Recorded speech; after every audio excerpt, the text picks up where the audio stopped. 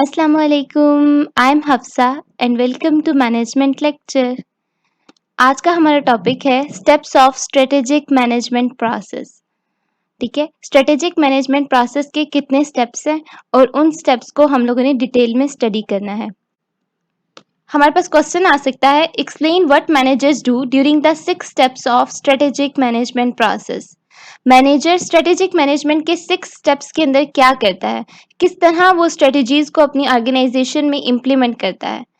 ठीक है, तो ये वेरी इंपॉर्टेंट क्वेश्चन है, लॉन्ग क्वेश्चन के लिहाज से बहुत ज़्यादा इंपॉर्टेंट है। शॉर्ट क्वेश्चन में वो आप लोगों से स्टेप्स के नेम पूछ सकते हैं। स्ट्रेटजीज होती क्या है? स्ट्रेटजीज वो लाहे अमल है, वो हिकमत अमली है जो हम लोग अपनी ऑर्गेनाइजेशन के लिए बनाते हैं और फिर उसको इम्प्लीमेंट करते हैं 6 स्टेप्स के according. The strategic management process is a 6-step process that encompasses strategy, planning, implementation, and evaluation. Although the first 4 steps describe the planning that must take place, implementation and evaluation are just as important. Even the best strategies can fail if management does not implement or evaluate them properly. Strategic management के 6 process के अंदर strategy, planning, implementation और evaluation हम लोग study करेंगे। इसके साथ साथ फर्स्ट 4 स्टेप्स हमें बताएंगे कि प्लानिंग किस तरह करनी है, and then implementation and evaluation भी बहुत इंपॉर्टेंट है। जब हम लोग स्ट्रेटेजीज बना लेते हैं तो हम लोगों ने जब अपनी ऑर्गेनाइजेशन पे उनको इम्प्लीमेंट करना है तो बहुत ध्यान से इम्प्लीमेंट करना है, क्योंकि अगर हम लोग उनको सही से इम्प्लीमेंट ना कर सके, उन स्ट्रेटेजीज को मैनेजर अच्छे से अपनी ऑर्गेनाइजेशन में इम्प्लीमेंट ना कर सका तो बेस्ट से बेस्ट स्ट्रेटेजीज भी फेल हो जाती हैं, वो अपनी ऑर्गेनाइजेशन का गोल अचीव करने में नाकाम हो जाएगा। अब हम लोग स्ट्रेटेजिक मैनेजमेंट प्रोसेस के स्टेप्स को डिटेल में स्टडी करते हैं। स्टेप नंबर 1 है हमारे पास identifying the organisation's current missions, goal and strategies. हम लोगों ने अपनी ऑर्गेनाइजेशन के करंट मिशन, गोल और स्ट्रेटेजीज को आइडेंटिफाई करना है। Every organisation needs a mission. हर ऑर्गेनाइजेशन को एक मिशन की ज़रूरत होती है। A statement of its purpose, एक ऐसी स्टेटमेंट जो कि उसके पर्पस को डिफाइन करे। ठीक है, वो क्या करना चाह रही है उसको डिफाइन करे, वो मिशन कहलाता है। Defining the mission forces manager to identify what it's in business to do. ठीक है, for instance the mission of a Facebook is a social utility that connects you with the people around you. Facebook का जो mission है उससे हमें पता चलता है कि फेसबुक क्या चाहती है। फेसबुक चाहती है कि आपको सेटिस्फाई करे, सोशल सेटिस्फैक्शन प्रोवाइड करे उन लोगों से जो कि फेसबुक के थ्रू आपसे कनेक्ट होते हैं। इसी तरह हर ऑर्गेनाइजेशन का जो मिशन होता है वो बताता है कि ऑर्गेनाइजेशन क्या बिजनेस कर रही है। ठीक है, स्टेप नंबर 2 है हमारे पास डूइंग एन एक्सटर्नल एनालिसिस। अपनी ऑर्गेनाइजेशन को एक्सटर्नली एनालाइज करें। ठीक है, analysing the environment is a critical step in the strategic management process. Manager do an external analysis so they know, for instance, what the competition is doing, what pending legislation might affect the organization, or what the labor supply is like in location where it operates. In an external analysis, managers should examine the economic, demographic, political, legal, socio-culture, technological, and global components to see the trends and changes. अब manager का काम external analysis के अंदर बहुत ज़्यादा critical है। ठीक है, यानी मैनेजर ने अपनी सोच के अकॉर्डिंग हर चीज़ को अच्छे से एनालाइज करना है। उन्हें क्या करना है कि अपनी ऑर्गेनाइजेशन को बाकी ऑर्गेनाइजेशन से एक्सटर्नली कंपेयर करना है। ठीक है, बाकी ऑर्गेनाइजेशन क्या कर रही है और हमारी ऑर्गेनाइजेशन क्या कर रही है और आजकल क्या कंपटीशन चल रहा है। ठीक है, कौन सी ऐसी चीज़ें हैं जो जिनकी अब लोगों को ज़रूरत नहीं है। ठीक है, आप लोगों ने पॉलिटिकल, लीगल, डेमोग्राफिक, इकोनॉमिक सारी चीज़ों को देखना है, ट्रेंड्स और चेंजेस को भी देखना है। Once they have analysed the environment को एनालाइज करने के बाद manager need to pinpoint opportunities and threats. Opportunities क्या है? Opportunities are the positive trends in the external environment and threats are the negative trends. हमारे opportunities ऐसे मौके, ठीक है, जो अभी हम लोग कर सकते हैं, और थ्रेट्स हमारे पास ऐसी चीजें, ऐसे खतरात जिनका हमें सामना करना पड़ सकता है।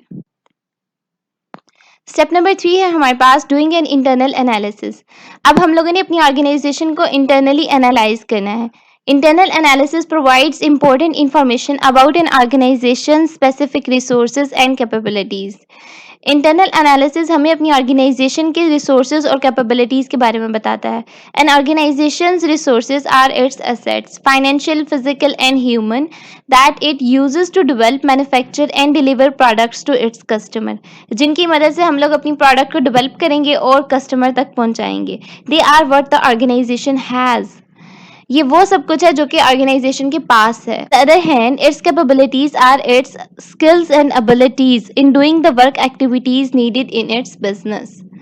The major value creating capabilities of the organization are known as its core competencies. Core कम्पिटेंसीज जो हैं वो हमारी ऑर्गेनाइजेशन के लिए बहुत ज़्यादा इम्पोर्टेंट है, यानी एक ऐसा काम जिसमें हमारी ऑर्गेनाइजेशन महारत रखती है, सो वो बहुत ज़्यादा वैल्यूएबल है। Both resources and core कम्पिटेंसीज determine the organisations competitive weapons. ठीक है, रिसोर्सेज और कोर कम्पिटेंसीज हमारी ऑर्गेनाइजेशन के वेपन्स हैं, वो वेपन्स जो कि compete करने में मदद देते हैं। After completing an internal analysis, managers should be able to identify organizational strength and weakness. ये सारा कुछ करने के बाद अब मैनेजर जो है वो हमारी ऑर्गेनाइजेशन की स्ट्रेंथ्स को देख सकता है और जो वीक पॉइंट है उनको देख सकता है। Any activities the organization does well or any unique resources that it has are called strengths. ठीक है, कोई भी ऐसा काम जो हमारी ऑर्गेनाइजेशन अच्छे से परफॉर्म कर सकती है या जो हमारे पास यूनिक रिसोर्सेज हैं वो हमारी ऑर्गेनाइजेशन के लिए ताकत है, स्ट्रेंथ्स हैं। वीकनेस क्या है? Weakness are the activities the organisation does not do well और resources it needs but does not possess. कोई भी ऐसे काम जो हमारी ऑर्गेनाइजेशन अच्छे से नहीं कर सकती और ऐसे रिसोर्सेज जिनकी हमारी ऑर्गेनाइजेशन को ज़रूरत है लेकिन अभी उसके पास नहीं है, ये सारी चीज़ें वीकनेस है हमारी ऑर्गेनाइजेशन की। The combined internal and external analysis are called स्वॉट analysis. Combined form of internal and external analysis स्वॉट analysis कहलाएंगे। और हम लोगों ने जिस तरह इंटरनल एनालिसिस के अंदर स्ट्रेंथ्स और वीकनेस को देखा अपनी ऑर्गेनाइजेशन की, और एक्सटर्नल एनालिसिस जब हम लोगों ने किया तो हम लोगों ने अपॉर्चुनिटीज और थ्रेट्स को देखे। तो ये सारी चीज़ें स्वॉट एनालिसिस के अंदर आ जाती हैं। अब हम लोगों ने 3 स्टेप्स कर लिए हैं, यानी मैनेजर ने 3 स्टेप्स अपनी ऑर्गेनाइजेशन के लिए परफॉर्म कर लिए हैं। स्टेप नंबर 1 में हम लोगों ने अपनी ऑर्गेनाइजेशन के मिशन को आइडेंटिफाई किया, गोल, स्ट्रेटजीज, इन सब चीज़ों को आइडेंटिफाई किया। स्टेप नंबर 2 में हम लोगों ने एक्सटर्नली एनालाइज किया अपनी ऑर्गेनाइजेशन को कि हमारी ऑर्गेनाइजेशन मार्केट के अंदर कहाँ पे स्टैंड कर रही है। और थर्ड पे हम लोगों ने देखा कि हमारी ऑर्गेनाइजेशन के पास क्या-क्या ऐसी चीज़ें हैं जो मौजूद हैं और क्या ऐसी चीज़ें हैं जिनकी हमारी ऑर्गेनाइजेशन को ज़रूरत है। हमारी ऑर्गेनाइजेशन के पास कौन-सी महारत है, कौन-सी कोर कॉम्पिटेंसीज़ हैं। नेक्स्ट स्टेप नंबर 4 में हम लोगों ने क्या करना है? Formulating strategies. अपनी ऑर्गेनाइजेशन के लिए स्ट्रेटजीज बनानी है। As manager formulate strategies, they should consider the realities of external environment and their available resources and capabilities in order to design strategies that will help the organization to achieve its goal. जब भी manager ने strategies बनानी है तो उसने external environment की realities को भी देखना है, ऑर्गेनाइजेशन के अवेलेबल रिसोर्सेज, उसकी कोर कॉम्पिटेंसीज, उसकी कैपेबिलिटीज, इन सारी चीज़ों को मद्देनजर रखते हुए उसने अपनी ऑर्गेनाइजेशन के लिए ऐसी स्ट्रेटजीज बनानी है जिसकी मदद से वो गोल को अचीव कर ले। The 3 main types of strategies manager will formulate include corporate, competitive and functional. 3 किस्म की स्ट्रेटजीज मैनेजर अपनी ऑर्गेनाइजेशन के लिए बनाता है जो कि कॉर्पोरेट, कम्पिटिटिव एंड फंक्शनल होती हैं। ठीक है, स्टेप नंबर 5 में अब हम लोगों ने क्या करना है? Implementing strategies. उन स्ट्रेटजीज को अब हमने इम्प्लीमेंट करना है अपनी ऑर्गेनाइजेशन में। वंस स्ट्रेटजीज आर फॉर्मुलेटेड, जब स्ट्रेटजीज बन जाएं, दे मस्ट बी इम्प्लीमेंटेड, उन्हें जरूर इम्प्लीमेंट होना है। No matter how effectively an organisation has planned its strategies, performance will suffer if the strategies are not implemented properly. ये वाली बात हम लोगों ने आंसर के स्टार्ट में पढ़ी थी कि जब भी हम लोगों ने स्ट्रेटेजीज बना ली हैं, अब जब इम्प्लीमेंट करने का टाइम है तो अगर हम लोग उनको अच्छे से इम्प्लीमेंट करने में नाकाम हो गए तो हमारी ऑर्गेनाइजेशन का गोल भी अचीव नहीं होगा। और इस तरह अगर हम लोग जितनी मर्जी अच्छी स्ट्रेटेजीज बना लें, जब तक उन्हें हम अच्छे से इम्प्लीमेंट नहीं करेंगे, अच्छे से मैनेज नहीं करेंगे, तो वो फेल हो जाएंगी। नंबर 6 है हमारे पास एवेल्युएटिंग रिजल्ट्स। अब हम लोगों ने रिजल्ट्स को एवेल्युएट करना है कि क्या हम लोगों ने जो स्ट्रेटेजीज बनाई थी वो अच्छी साबित हुई या बुरी साबित हुई। ठीक है, हम लोग अपने गोल को अचीव करने में कामयाब हुए या नाकाम हुए। डिसीजन मेकिंग प्रोसेस का जो लास्ट स्टेप था, स्टेप नंबर 8, उसके अंदर भी हम लोगों ने लास्ट पे एवेल्युएट किया था, एवेल्युएट द डिसीजन इफेक्टिवनेस, कि क्या हमारा डिसीजन इफेक्टिव साबित हुआ या नहीं हुआ। इसी तरह हम लोगों ने अब स्ट्रेटेजिक मैनेजमेंट प्रोसेस के भी लास्ट स्टेप क्या किया है, evaluating results, यानी अब हम लोगों ने रिजल्ट्स को evaluate करना है। The final step in the strategic management process is evaluating results. How effective have the strategies been helping to the organization to reach its goal? What adjustments are necessary? ठीक है, strategies कितनी कारआमद साबित हुई organisation को उसके गोल को achieve करने में। What adjustments are necessary? After accessing the results of previous strategies and determining that changes were needed, made strategic adjustment to regain market share and improve her company's bottom line. Previous strategies के results को देखने के बाद और वो सारी changes जिनकी ज़रूरत थी करने के बाद, ठीक है, हम क्या कर सकते हैं, हम अपने मार्केट शेयर को रीगेन कर सकते हैं और अपनी कंपनी की बॉटम लाइन को इम्प्रूव कर सकते हैं। The company cut jobs, sold assets and reorganised management. ठीक है, कंपनी अपनी जॉब्स को कट करे, अपने असेट्स को सोल्ड करे और दोबारा से मैनेजमेंट को रीऑर्गेनाइज्ड करे। ठीक है, तो ये था हमारे पास स्टेप नंबर 6। उम्मीद है कि आपको सारे स्टेप्स की अच्छे से समझ आई होगी। अब हम लोग डायग्राम को देख लेते हैं। डायग्राम में हमारे पास स्टेप नंबर 1 जो था, identifying the organisation's current mission, goal and strategies. Step number 2 था हमारे पास एक्सटर्नल एनालिसिस। उसके अंदर हम लोगों ने अपनी ऑर्गेनाइजेशन के लिए थ्रेट्स और अपॉर्चुनिटीज को देखा, फाइंड आउट किया। और इंटरनल एनालिसिस के अंदर हम लोगों ने अपनी ऑर्गेनाइजेशन को इंटरनली एनालाइज करने के बाद अपनी ऑर्गेनाइजेशन की स्ट्रेंथ एंड वीकनेस को देखा कि कौन सी ऐसी चीज़ें हैं जो हमारी ऑर्गेनाइजेशन के पास हैं और कौन सी ऐसी चीज़ें हैं जो हमारी ऑर्गेनाइजेशन के पास नहीं हैं, जो उसके वीक पॉइंट्स हैं। एक्सटर्नल और इंटरनल एनालिसिस स्वॉट एनालिसिस में आते हैं। स्टेप नंबर 4 में हम लोगों ने अपनी ऑर्गेनाइजेशन के लिए स्ट्रेटजीज बनाई।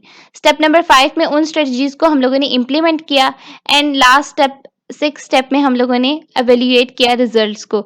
यहाँ तक आपका आंसर कंप्लीट हो जाता है। आप लोगों ने जब भी इसको पेपर में अटेम्प्ट करना है तो आप लोगों ने डायग्राम मस्ट बनानी है और ये वाली सारी थ्योरी जो मैंने आपको इस वीडियो में प्रोवाइड की है ये कर लें, इनफ है। वीडियो को पॉज करके आप ये सारा कुछ नोट डाउन कर सकते हैं। Here's why manager need to do SWOT analysis. Manager को SWOT analysis की ज़रूरत क्यों पड़ी? अब हमें पता तो चल गया है। जब भी हम लोगों ने स्ट्रेटजीज बनानी है तो हमें पता होना चाहिए कि हमारी ऑर्गेनाइजेशन के पास कौन सी अपॉर्चुनिटीज और थ्रेट्स हैं और कौन सी स्ट्रेंथ और वीकनेस है हमारी ऑर्गेनाइजेशन के अंदर। ठीक है, you can not dive into something without first examining your companies capacity for change. ठीक है, आप कोई भी काम उस वक्त तक अच्छे तरीके से नहीं कर सकते जब तक कि आप अपनी ऑर्गेनाइजेशन की कैपेसिटी को अच्छे से एग्जामिन ना कर सकें कि वो चेंज में किस तरह काम करेगी। And without a thorough understanding of what you are good at and where you will need help, तब तक आपको नहीं पता चल जाता कि कौन से ऐसे काम है जिनमें आप अच्छे हैं और कौन से ऐसे काम है जिनमें आपको मदद की ज़रूरत है, जो आप खुद नहीं कर सकते, जिनके लिए आपके पास रिसोर्सेज नहीं है। तो ये सारी चीज़ें जब तक आपको नहीं पता चल जाती, आप कोई भी काम अच्छे तरीके से परफॉर्म नहीं कर सकते, आप किसी भी ऐसे काम में जंप नहीं कर सकते। सो इसके लिए स्वॉट एनालिसिस बहुत ज़्यादा ज़रूरी है और मैनेजर को अपनी ऑर्गेनाइजेशन की स्ट्रेटजीज बनाने के लिए स्वॉट एनालिसिस की बहुत ज़्यादा ज़रूरत पड़ती है। आज का हमारा टॉपिक कंप्लीट होता है। उम्मीद है कि आपको अच्छे से समझ आ गई होगी। अगर कोई क्वेश्चन है, कोई क्यूरी है तो आप कमेंट्स के अंदर पूछ सकते हैं। अगर आपको वीडियो अच्छी लगी है तो चैनल को सब्सक्राइब करना और वीडियो को लाइक करना ना भूलें। Thanks for watching.